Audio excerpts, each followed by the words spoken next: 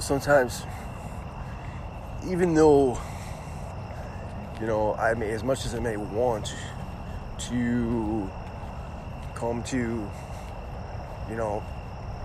just be, connected to God and not need other people, not need relationships, not need sex, not need intimacy, not need to have friends and people to associate with.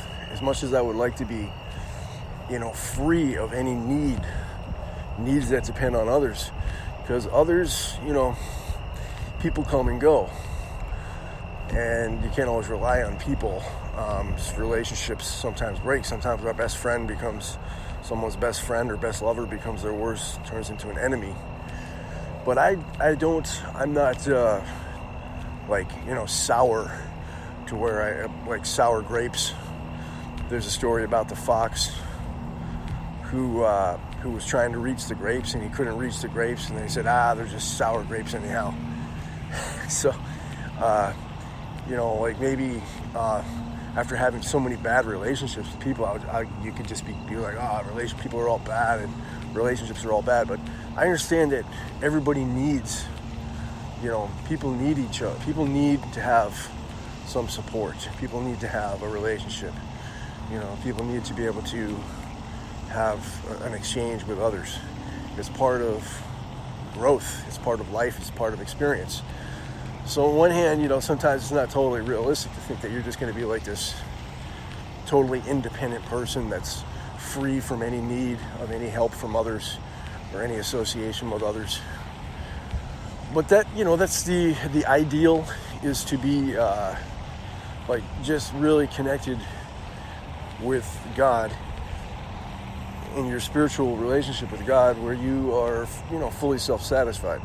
So you're not going to be like a needy of others, but you're still open to associate with people and have connections with people. You're not against it. You haven't turned sour because of bad experiences. You're open to those connections. You're open to having connections, but careful about not having attachments. That's one of the issues. Isn't we have relationships, but then we develop attachments to those relationships. So then when the relationship is broken, then we experience, the heartache and disappointment and sadness and depression and all that. And I'm still working on it, man. I don't have any, real relationships. Like I said, I have someone that I'm living with as basically as friends. It's kind of like a borderline. Like sometimes we say we're married. We're technically not legally married, but I don't know. We kind of go back and forth. She refers to me as husband. I refer to her sometimes, occasionally as wife, but inside I don't really feel like it's I don't know. It's just, we're supposed to be having a spiritual connection, a spiritual relationship. That was the basis of the marriage. But I don't know. There's a marriage, a partner, there should be, a certain amount of exchange and listening to one another, having, talks, communication, and doing things together. And I feel like that's very limited, this relationship when I'm living together. But it's kind of hard to just end everything and then just sell the house and start over again. And I don't know if that's what would be the thing to do either. And I have enough. We spent years together, so I still care enough about her. I wouldn't want to totally just cancel everything and cancel everything that we've worked towards here. We have a nice setup. I like the setup we have, the house and the location and everything like that. But it's just sometimes a lot of times I just feel I don't have the type of relationship that I would like to have with a partner, someone that you could really connect with and have a nice conversation with, someone you could really do things, to go for walks together, bike rides together and stuff, and intimacy. Intimacy is not even the most important thing. Even I could have a relationship without sex, at least if there was like a connection on, other levels, like just a spiritual connection, and like, just understanding one another, having, good conversations. And I feel that is also pretty lacking. So, I don't know. Anyhow, I just kind of, I've taken every challenge in life as a blessing in disguise, to try to, prompt me to seek a deeper connection with God. And I feel like, many times I've faced disappointments with people, and I still have a disappointment. Like even one on my channel, I had somebody who was supporting from the beginning. I would watch his channel. We were kind of like, making friends. Seemed like we had a lot in common. And then all of a sudden, for like no apparent reason, I saw where this guy, he was talking, he mentioned that he said in one of his videos he thought I was mad at him. I didn't even know what he was talking about. And then I commented, I said, no, I'm not mad. There's nothing, it's just a misunderstanding. And then all of a sudden, like in the next one of his videos, I commented after that, and then the guy he stopped responding. He used to always comment, reply to my videos, comment in my videos and reply to my comments, and then he just totally just ghosted. And then for a while after that, this guy just totally stopped, just totally ghosted out for no apparent reason. So I still felt the disappointment because of just having this type of experience over and over and over again so many times with people. And it's just totally bizarre. And I'm trying to get to that state of being just carefree and just being like self-satisfied. It's an ideal, but realistically, I still have not quite gotten to that stage. I still felt disappointment from that experience, and disappointment from other experiences. Like this is the kind of stuff that happens all the time. I was walking in here in a new apartment, and we met. We were walking together. I don't know whether to say my wife or partner or my friend that we lived together, a roommate. We were taking a walk, and we met a lady, and we had a nice conversation for a while. And she was interested in, I'd mentioned I make videos, touring around the area. I sent her the links, and she said she got it on the phone. I sent her a follow-up link with some more information, more detailed information. Normally, if it was me, if someone took the time to send me information, send me a link, I would reply back, text back, say thanks, But in this case, no, you never heard again from that person. It seemed like at first we were getting along, maybe we'd strike up a friendship or something, but then you never heard again from that person. They never replied, never texted back, never said thanks, nothing. So people just people just come and go, and connections often just never quite happen. They never really develop, or if they do develop anything, they just suddenly get broken and just fizzle out to nothingness. Ghostness. It's almost like spooky. It's like life sometimes in that sense seems like a bad dream. When you get ghosted by people so many times. And I just take it as whatever. This is the experience, or whatever, my karma. For some reason, I got this karma. I'm having this experience. It can change. I'm open to change. I'm looking for change. I'm always, been working towards trying to make changes. But no changes have happened quite yet. And I'm almost 50 now. And this has been going on for pretty much my whole life, since I was 12 years old, pretty much. Started when I was 12. Things seemed pretty normal up until the age of 12, until my parents moved to a different state. Moved from New York to Massachusetts. It seemed like up until that time I was having a normal childhood and had friends, regular, amount of friends. And like I had like, even up by 12, I was already like kissed a bunch of girls. Well, not a bunch, but I kissed several girls and had some, got a little action with some girls at a young age.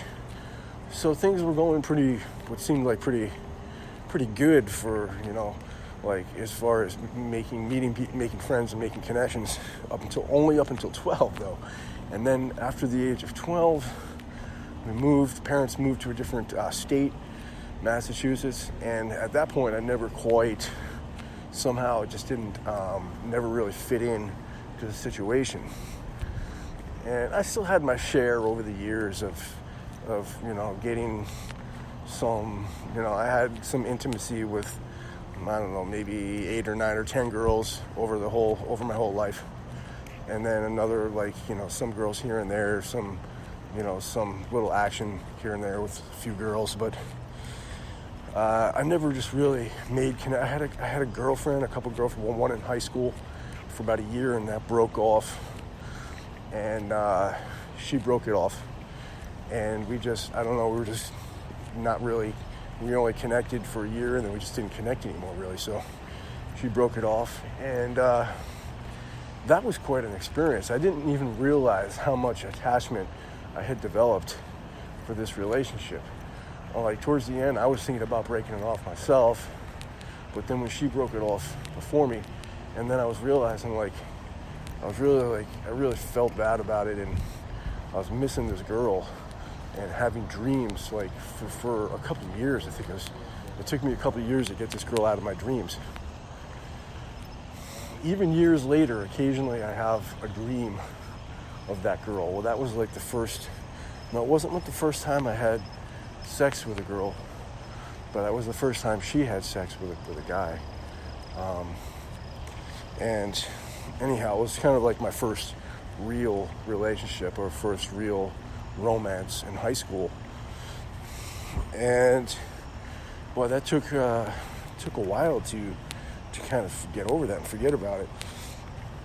I realized how much you can become attached and dependent on relationships with other people.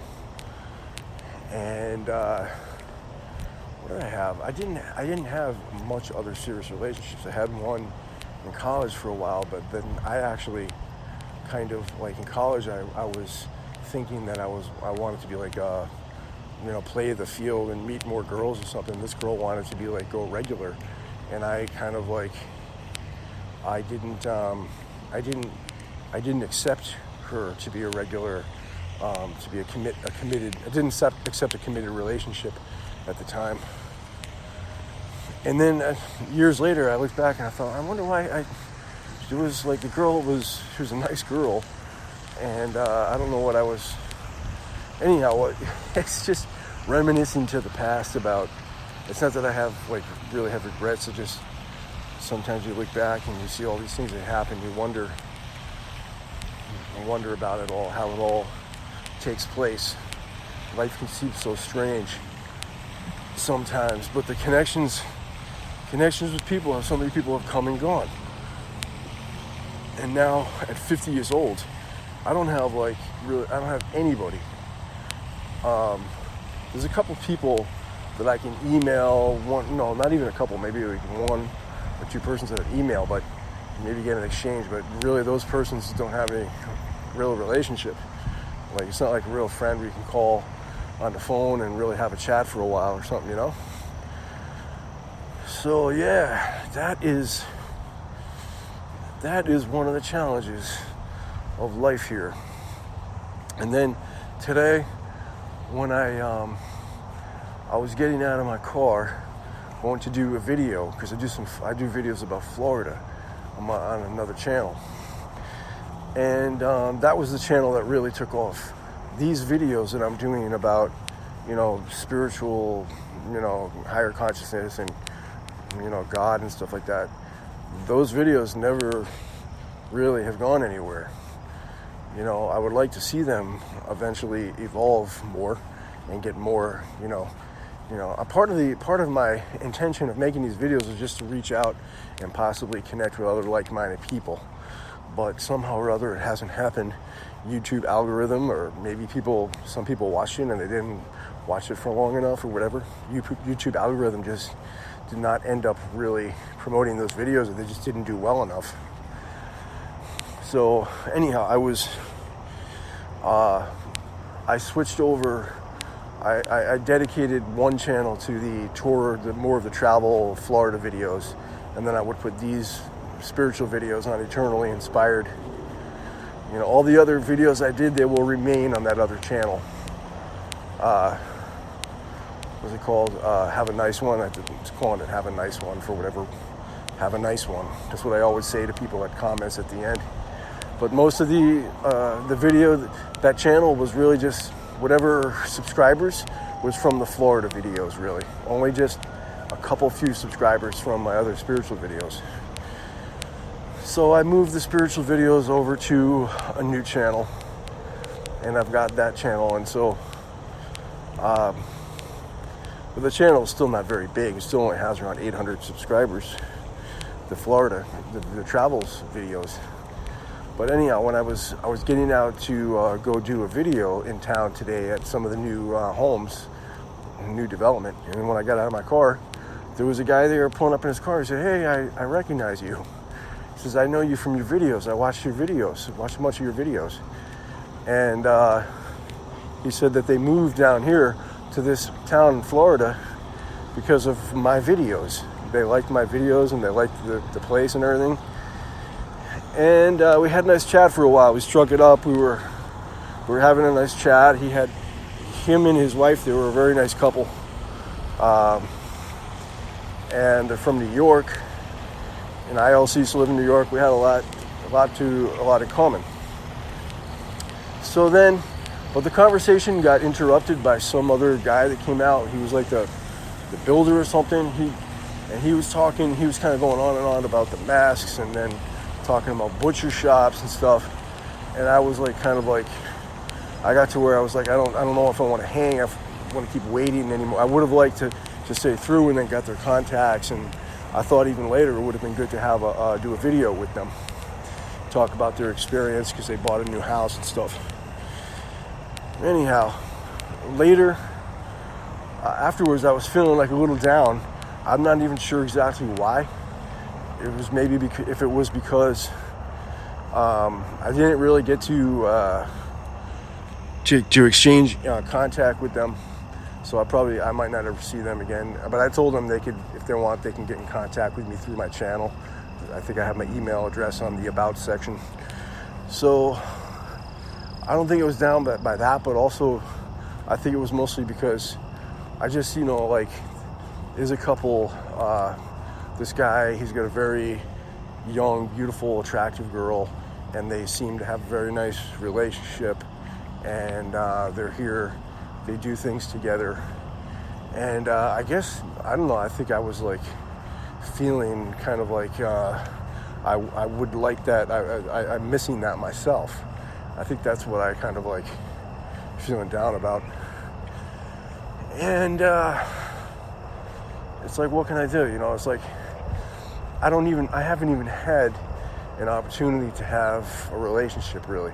And even if I did, if somehow it extraordinarily happened, I have to on one hand, I'm kind of careful about, I don't want to get into a relationship that's going to go, leave you disappointed. So you're a little cautious about it, getting involved with someone. Then also I'm on this borderline if I'm supposed to be married or not married, what kind of a relationship I have. I told her already, I said, I need to have, sometimes I feel strongly the urge to have someone to be intimate with. And she said, well, whatever. And then she doesn't really like the idea, but she's not totally against it, but she's not comfortable, certainly not comfortable with me bringing anyone else there to the house. So that's kind of an awkward situation. Even if I did meet somebody, I'd have to go somewhere else. And then I've got this religious vow that I'm not supposed to have illicit sex. It's like, is that, if I meet somebody and have a relationship and have sex, is that going to keep me set me up for another round in this material world? I'm trying to get out of entanglement in this material world. You know, did I make like some kind of, lifelong commitment by taking this vow of marriage, and then it's going to be sacrilegious or something? I just don't know. It's like I'm kind of borderline. I'm not totally certain on how karmically and stuff like that, all that kind of thing could work out. I would love to be able to have my, awakened spiritual consciousness and God consciousness, and then be able to satisfy this desire somehow, or be able to purge myself of these desires. If I could be free of such desires, then I don't have to feel like any need, or I don't have to feel down that I need to be with someone. It's like, it's kind of a botheration, really, to have this desire. I wouldn't mind being able to just if you cannot satisfy this desire, even probably better is to purge yourself, get rid of this desire by, awakening higher consciousness. But where does this higher consciousness thing, sometimes it seems like a myth. That's why to most people, enlightenment, the state of enlightenment, nirvana, or whatever, the Buddha or some enlightened being, seems like something that you only read about in books. When do you actually meet somebody that's really enlightened? And then all these like so-called gurus, so many times you hear about these gurus who are supposed to be enlightened. They all turn out to be, fakes. They're all just in it for some personal motivation, So to be like Christ, did Jesus supposedly was, we don't know of like Jesus having sex or having a relationship with a woman. Supposedly he was just like totally like this yogi, and he didn't need to have, he was so connected with God, or is so connected with God. But then there's also supposedly these stories about Jesus having a relationship with Mary Magdalene. The Gnostic, in the Gnostic scriptures, they have all these Gnostic scriptures were not part of the mainstream Christianity, and were not canonized. They're considered to be like outside of the Catholic Church or whatever. Gnostic scriptures, they talk about, there's supposed to be these actual scriptures that talk about Jesus having a relationship with Mary Magdalene, and that part of their spiritual practice was practicing this what's it called? I forget the term, but it's having sex basically without having orgasm. And it's supposed to be some type of spiritual practice of raising your energy and raising your consciousness through controlling the spiritual energy by actually having sex, but not ever having an orgasm. So that also is like some kind of mysterious, is that actually, how many people can do that? And where's there's supposed to be, there are some like very hidden teachings on that practice, but how practical and realistic is that? So, this idea of being celibate, having no sex, and then there's no FAP. There's some guys out there who have gone a few years. I had a 3-year run with no FAP before no FAP was a thing. Back when I was 22, some 28 years ago. I just had, like a spiritual experience, and I was inspired through the lifestyle.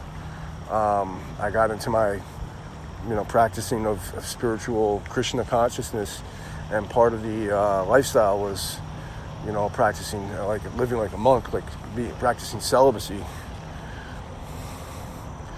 So, yeah, it's a challenge, this celibate life. I haven't been able to do the no-fap, man. I've just been like part of me like wants to do no-fap, but as soon as the desire comes up after just a few days, it's like now every few days, as soon as I get the desire, I just let it out, man. I just indulge in some pictures on the phone, or some thoughts, some sexual thoughts, and then just let it out.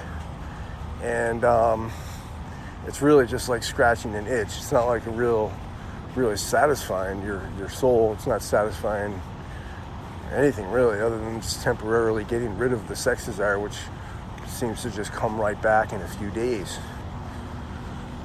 So I don't know, this has been pretty kind of challenging, man. I would like to at least be able to have a 90-day I wanted to do 90 days before I turned 50. I'll turn 50 in another 2.5 months. And there's not even 90 days left. At least if I could do 60 days or even 30 days, 60 days would be fine. I should be able to do 60 days at least before I turn 50, man. At least feel some sense of accomplishment. But man, this sex thing is the hardest. It's supposed to be the hardest thing to overcome. Supposedly, if you can control your sex desire, then that's like you're mostly free from material existence and, taking another birth again. But, I don't know how many years you have to be in control of your sex desire. I had a few years when I didn't have any sex desires, back from 22 to 25. For 3 years, I had no sex desires, no thoughts about it. I only had maybe a dream like once a month. We'd have a wet dream. So that, I wasn't completely 100% free of sex. It was still there somewhere in the subconscious. But I had never had strong enough sex desire to go and, masturbate. And I didn't have any connections with women for those 3 years at least. Probably even more after that. Although I started, masturbating again after 3 years. And then I was starting to looking for a partner to get married eventually. So then I married someone who was significantly older than me, 17 years. Although she didn't look her age, she looked pretty younger.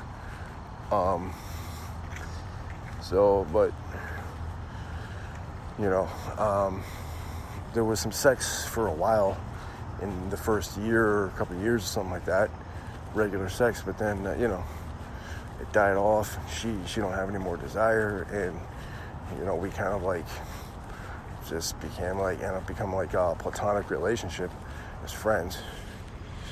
So, yeah, that's where I'm at, trying to get over all these things, man. It's just like, I gotta somehow just manage this and make something out of it.